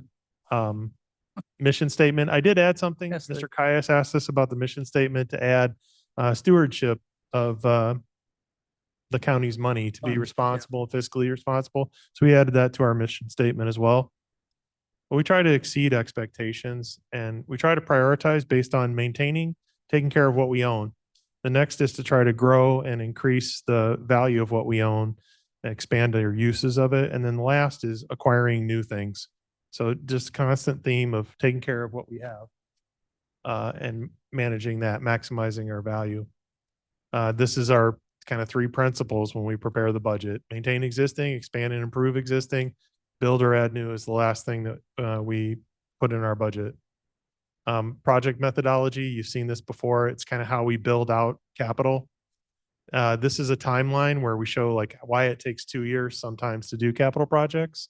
The concept is very similar to what we're talking about with the elevator or with other things, doing a concept, and then you get into the official planning process where it gets to the board. So for building management capital, these are the things that we've expressed since I've been involved with building management. A lot of it is about maintaining existing and replacing existing and working on some of the master plan goals like the health department facility and additional office space and storage. But they're just goals. These are the things that the department is responsible for. We have a planning process where we review things and we do inventory. That's all to build up to getting what is important in the capital plan. And then this is the list of capital projects and a 5-year perspective of what we believe we know about the buildings right now. And most of them you'll see depreciation, maintenance, repair next to them. Some are life safety, some are operational safety. And this is the part I'm not going to go through and read, but in that larger slide, they're all itemized, kind of how much we would be spending on each one for building management. The first column under 2027 is this year. And then you'll see what we project out for 5 years. And we're spending about 6.6 million this year on building management capital. And then you can see the years going out, 5 years is about 38 million. And I would tell you that this does not include building a new building, adding additional space, storage building, OEM building, those types of things. Even the renovations that the health department has talked about for their buildings is not included in there because they're taking that from health funds. So those are the listed items. They're in the packet that I emailed you. There's also the handouts that have been provided. Like I said, if you have questions about any of those individually, I'd be happy to try to address them with Kevin. Yeah, let's not go through them right now, if you Yeah. don't mind, unless you have something that. So this is just a chart of the same thing that you saw. This Does is that bother you? Oh, no, I just had two questions when he's done. This Okay. is yeah, I'll get through this. We'll stop and then we'll do IT, but this is just the trajectory of building management capital for 5 years. And it's trying to get an even amount of spend, but we're trying to also get projects lined up that we know need to get started. There's some work that needs to be done in Third Street Courthouse for heating and air conditioning. We're struggling with. It's a big expense to replace that. And so we're doing repairs right now, but that's a big expense. We have all the piping in the buildings that are going to take years to do. But you'll see the cost of capital over 5 years is pretty substantial. And we're not investing that much new capital every year. We're at 3.6 this year of new capital. So as we adjust this each year, we're pushing things farther out. So there are things that are in this plan that were in last year's plan, and some of them have moved out a year. So Because we that's how- didn't complete yeah. them. And I would say that the expenses go beyond 5 years, but it's too far to forecast. But again, these are the projects that were listed in that big table. These are the 27 projects. So I think that's it. These are the detailed summary sheets. So I'll stop there. But we provided the detailed transaction sheets from what we entered into the budget. So you can see what we typed in and how much money was associated with it. But these are the list essentially. Okay. Doobie, Just two. Going back to when we talked about the Elgin Health Building and renovations. Yes. We're sharing that space with several other entities. Are they kicking in money for those, or are we paying for everything out of the general fund, or is the health department paying for that? The 200,000 that we have in there right now is for things that we felt were shared responsibility for the county. The renovation the health department is talking about is sizable. I mean, it is multiple millions of dollars from health funds. So And we're not participating in that. What- This was bathrooms and a wall. okay, so that, okay, so now I have another question. So the clerk's office isn't paying for any part of that building, even though they're actually using that building? The clerk's portion of it, Yeah. they're a general fund department. Okay, So- all right. So then my question that is this a new one. When we purchased that building, we were not told about major renovations. When we walked through, we were told we're pretty much going to use it like it is. And now you're saying that that's not the case? We have been working with the health department and they moved forward with getting an architect, which it did go through the board to hire the architect to renovate the space to the way that they would like it. And their plan is to use health funds for that renovation. And I know that is coming forward for the board's consideration. They have been working with White and Company to develop their plan and their budget for that space. When we acquired the property, we went through a couple of scenarios. One was, you're going to acquire the building at a price of about $2.8 million. And then we put money in through ARPA and funding for heating and air conditioning. And we did the roof on the building and we stopped. There was some some changes to put the clerk into the one space, which were just operational, put a temporary wall in and put in some cleanup basically that we took care of to get them into the building. And I think we purchased some signs for the outside so people know where they're at.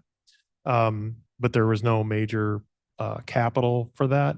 This was put into our budget in the anticipation of building a wall to divide off space and add some restrooms to the west end of the building. And that was in anticipation that someone like Court Services is using it. And we haven't gotten that far yet because the health department wanted to do this architectural plan for their part of the building.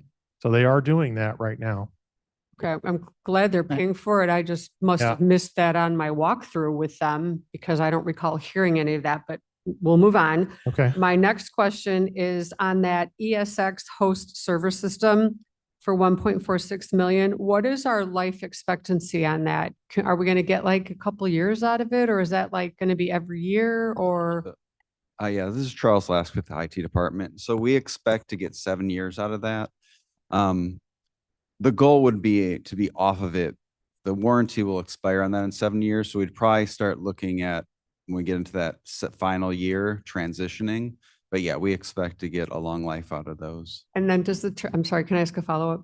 Does the Please. transition then require another big expense? I don't know what, so we're basically just buying this and then we're gonna have to buy something similar to this again and okay, got it. Thank So you. one caveat with that, if we start moving to more hosted solutions, our next purchase would probably be half that size. We wouldn't need as many resources because we won't be hosting 700 plus servers on it. We might be looking at half of that. So we will see a reduction if we end up moving to hosted, but you'll see the higher increase in the yearly operating on the hosted side if we do that. But we're then spending more on the service, right? Annual, Yeah. software. Okay, So with the IT, it's very similar idea of maintaining existing lifecycle replacements. We don't have a lot of, new other than the hosts for ESX or the time and attendance system that we're looking at is really a new feature. So again, a lot of our systems for IT are a 5 to 10 year cycle. We don't cycle very many things less years than that. So we try to get a maximum use out of them. We're not rotating things less than that. People don't get a lot of new equipment less in under 5 years. So this is the 5-year projection for capital for IT from 27 to 31. You'll see it's relatively even this year because of the ESX hosts. It's pretty steep. And then you'll see it level off in the 1.7 to 1.9. And these are the items again. Like I said, ESX hosts and the time and attendance are the big ones in there. This is the list of capital over 5 years as it was entered. You see a lot of the things repeat. And we did put some inflation indexing in there where we added costs every year because we know that the technology, for the most part, has gone up every year. And then there's the entry for the summary and the transaction list. If you look in the presentation, the transactions are what were entered into the budget to create those items. So that's the actual entry. There's a unit and a unit price and then the extended amounts. Again, this is the overview. So it's 9.3 million roughly in capital, which is 418,000 more than last year. Again, a good portion of it is carryover. So fund balance utilization is essentially money in the fund that we're bringing forward from 26 to 27 to finish projects, and then 3.6 of new. And that's how you get the 9.3 total.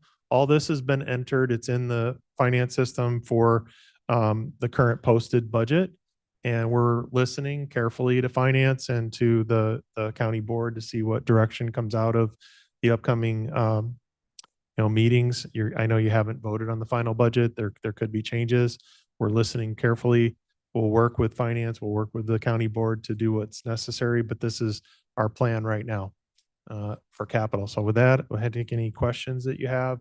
And again, this is, a document. We're trying to do this consistently every year to refresh and redo this. If you have any input, things you'd like us to do or see, let us know. Any questions or comments on anything? All right, thank you for Thank that you. brief summary of No, it's budget. good. Budget, Appreciate they it. always do that to you, huh? Whew. Okay, thank you very much, Mr. Fonsuck and staff. And then on to building management, item 8. May I have a motion second to present and potentially approve a resolution authorizing a contract extension with MM Peters Construction Incorporated for Kane County Concrete Services for the Building Management Department in the Mill Creek Special Service Area, that's SSA, bid number 23-041. Moved by Gums will move it. Gums, second by Kay Young will second. Jay Young. And Mr. Harris. Yes, Kevin Harris here. This is a second and final extension for MM Peters. We've had a good experience with them. They do a lot of our sidewalk repair as well as curbing in other areas, especially important for safety, particularly in Mill Creek, where we have over 50 miles of sidewalks. Gosh, a lot of sidewalks. Okay, and that's on page 35 of your agenda, TMP 26-863 for, as you said. Oh, for the love of God. Oh, I'm sorry, bad handwriting, 55. Thank you. Thank you.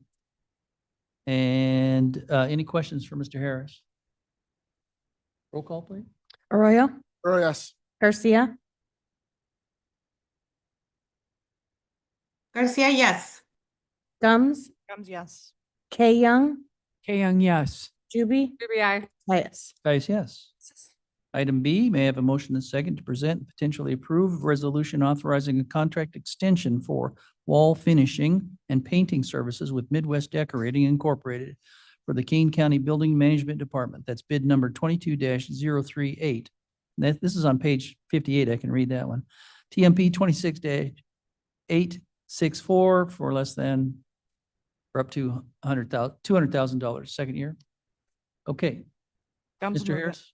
Yes, this Oh, is the Well, actually, yeah, moved by Gums, second by Kay Young seconds. Young. Now, Mr. Harris, I'm sorry. Thank you. Yes, this is the second of 3 extensions for Midwest Decorating. They do a lot of our specialized work for us, work that we cannot do. We have a small crew of painters that do a lot of our regular day maintenance work, but this team here, this company here supports our capital projects. They also help us with issues. For example, we tear into a wall to take care of HVAC. They can help us with some of the drywall that we can't do. Okay, any questions for Mr. Harris? Roll call, please. Arroyo, Oh, yes.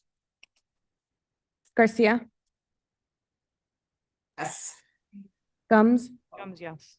Kay Young, Kay Young, yes. Juby, Juby, I. Tyus. Caius, yes. Motion passes. Item C, may I have a motion second to present, potentially approve a resolution authorizing a contract with Batavia Instant Print Incorporated to furnish print and delivery NRC forms for the Building Management Department. That's bid number 26-026-DH, page 61. That's TMP 26-871. Mr. Harris? Or Gums no, will move. move by, get ahead of myself here. Too Gums. long. Gums, Kay second Young by seconds. A. Young. Now, Mr. Harris, thank you. Thank you. Yes, so this company, so this is a competitive bid process we use to procurement. Batavia Instaprint won the bid process. They make carbonless multi-part forms for us. So yes, people still use carbonless paper to do their business. And so we still need that within the county. Some of our departments still use that. This is a 1 initial term with 3 additional optional 1-year renewals. We're up to 80,000. Yes, not to exceed $80,000. Okay. Any questions for Mr. Harris? Do I have a comment? Yes. Thank you for letting me have to discover what NCR was, because I didn't know that was a thing. So thank you. That was pretty cool. Welcome. Roll call, please. Arroyo, Garcia, Garcia, yes. Gums, Gums, yes. Kay Young, Kay Young, Kay Young, yes. Juby, Juby, I. Tyus. Caius, yes. Item D, May I have a motion and second to present and potentially approve a resolution authorizing, Motion, K Young, authorizing a saying, contract with Second Chance Cardiac Solutions Incorporated for the automated external defibrillator AED supplies services for Building Management Department, bid number 26-036-DH, page 75, TMP 26-873, moved by Kay Young. Thought I heard something. Gums will second. Comes second. Mr. Harris? This is also through procurement through a competitive bidding process. This is the lowest cost responsible bidder, Second Chance Cardiac Solutions. And this is to help us to maintain our AEDs throughout the county. They have to be maintained to remain compliant for emergency use. We maintain about 50 AEDs across the county as of right now. This is a 2-year contract with 3 additional 1-year options. Okay. Any questions for Mr. Harris? Kay Young? K Young here. Mr. Harris, how much are those units per unit to get those AEDs? Sorry, question again? How many, what's the cost per unit for those AEDs? So the cost to inspect them is low. It's about $50 per AED to inspect them. So it's about $2,500 to inspect all of our AEDs. The issue is when we have to repair, replace them. And so you'll see about $32,000 in there to potentially repair or replace supplies in the AED cabinets. And the how about the batteries for the AEDs? That includes the batteries. Okay. All the various things that have to go into the AEDs. Any other questions? I think the other Mr. part was Fonstott, yeah? this is Roger, the cost of the actual units, I think ranges vastly, but I think they're around $2,500 just for the unit. Sorry.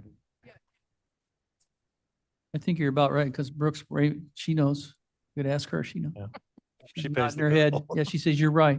Okay. Any other questions? Roll call, please. Arroyo.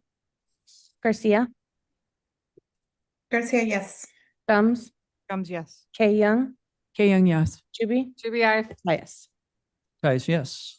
Motion passes. Blissfully, we don't have to do item E again. Then on to information technologies. I may have a motion and second to present, potentially approve a resolution authorizing a license agreement with Zayo Group LLC for the license of dark fiber. Gums will move. That's page 97, TMP 26-874, moved by Gums, second by Arroyo. Mr. Lasky? Yes, this is Charles Lasky with the IT department. So this resolution is authorizing the chairman to enter a license agreement with Zayo Group. They'll be utilizing 32 linear miles of fiber that goes from our SBA data center up to the north end on Randall Road. We are excited to have this go through. Kurt did a lot of work on this. I appreciate all his efforts. This was all made possible by getting the legislation changes back in place to allow us to do this. So we would recommend approval. I'm happy to answer any questions. Generates income. How about that? Yes. Any questions for Mr. Lasky? Roll call, please. Don't get ahead of yourself. Arroyo. Garcia, Garcia, yes. Gums, Gums, yes. Kay Young, K Young, yes. Juby, Tyus. Tyus, yes. Item B, may I have a motion and a second to present, potentially approve a resolution authorizing a 24-month agreement with Vetro Incorporated for Vetro Fiber Map Operator Enterprise for the Kane County Information Technologies Department. That's page number 124, TMP 26-897. Moved by Gums will move it. second by Kay Young. Yep. Mr. Lasky.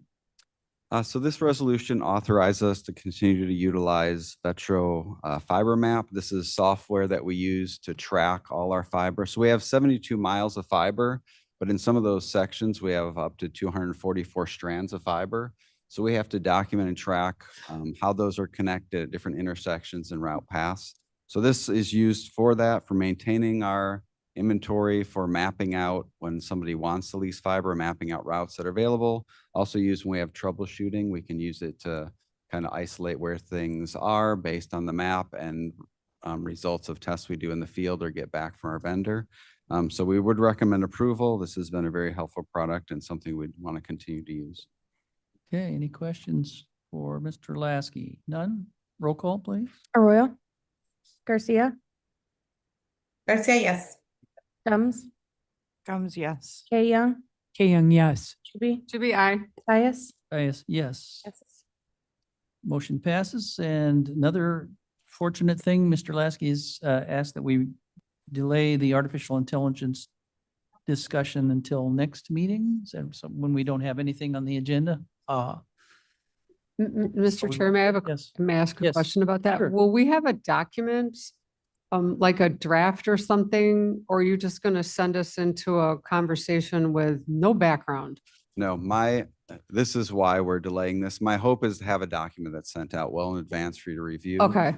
Some things came up, so I had an AI meeting that was scheduled, 2 of them today. One of them I'm not going to make because it's going to start, but, and then another one at the end of this month. So I want to go through those before I send something out. And then I will send something out for review beforehand because it's not going to do a lot of good for me to give you a multi-page document to read without having you seen it before. Yeah, So we don't do well with that. yeah, so my plan for today was to kind of just do an overview presentation, but I want to delay that with some of these other things that are coming up. Prizes are not my forte. Thank you very much. Okay, and then on to item number 10, Geographic Information Systems. Kurt Lebo, who's been waiting patiently this is the highlight of our meeting, I think. Oh, I hope it is. So you're on, Kurt. It's the highlight of the meeting for me. Speak right Yeah. into the mic there. Here you go. Yeah, I'll make this really quick. Please. I want to take advantage of the timing of some events that had happened recently and kind of showcase some of the software and the things our staff does to support some of these events that are going on out there. So let me go to the next screen. So what happened July 2nd and 4th? Make sure you're talking into So the what microphone. happened July 2nd through the 4th? There were severe intense rainfalls. We're all aware of this. There was flooding and there was property and road damage. I'm not going to go through this slide, but this is some statistics from the National Oceanic and Atmospheric Administration that were shared with us from the Water Resources Department. If you're interested, there's some detailed information about overall rainfall. Pretty interesting to me. Next slide is some of the hourly accumulations that happened within Kane County. You can see Pingree Grove had 4.92 inches in 45 minutes. And on the right, you can see there's the intensity of the rainfall. So, and then example, some of the flooding, some of the data collection that was done by some of the departments that I'm going to reference in a future slide. And this is an example of some of the damage that was occurred from the rainfall. This is Scott Road. It's too bad Mike isn't here. We collaborated with him to, this is kind of a jumpy video. I collaborated with him to do some data collection in the field. And this data collection and video was actually done by the IT and GIS department and our drone team. So you might be asking, how's the GIS department involved with this? So we support an application called Survey 123. This application allows you to create custom forms, deploy those out to the field to mobile workers. They can be on any device. That information is submitted to the cloud and available to anybody at their desktop for analysis and to understand kind of real-time situation, what's going on in the field. So in this particular event, emergency management, water resources, and transportation department were using these forms, gathering data and reporting back to their offices at the same time, sharing it with other offices and agencies at the same. These are an example of 2 of the forms. The one on the left was developed in conjunction with the GIS department and the Office of Emergency Management. You'll notice that location is a big part of these forms. So which is key. All this data is tied to a particular location where these events happen. The form on the right is developed by the Water Resources Department in conjunction with our group. And this is showing all the water-related issues that have happened, not only related to this event, but others. And lastly, on the back end, after all this information is transmitted, this is some of the data or the tools that we give to each group to understand, analyze, and make decisions on some of this data. So you can see everything is map-based. There's a point for every event or form that they fill out in the field. We can see all the information on the right side of the screen. Again, it's map-based. We can look at any of this information relative to any other information in the field. And lastly, there's images. There can be video and documents associated with any of these.